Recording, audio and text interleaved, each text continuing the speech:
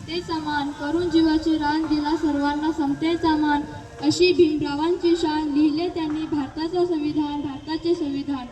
सर्वांना माझा नमस्कार. माझे नाव स्नेहल आहे. आज मी आपणासमोर भारतरत्न डॉक्टर बाबासाहेब आंबेडकर यांच्याविषयी बोलणार आहे. डॉक्टर बाबासाहेब आंबेडकर हे भारतीय संविधानाचे शिल्पकार आहेत. त्यांचा जन्म 14 एप्रिल 1891 रोजी मध्य प्रदेशातील महू येथे झाला. त्यांचे पूर्ण नाव भीमराव रामजी आंबेडकर होते. त्यांच्या वडिलांचे नाव रामजी व आईचे नाव भीमाबाई असे होते.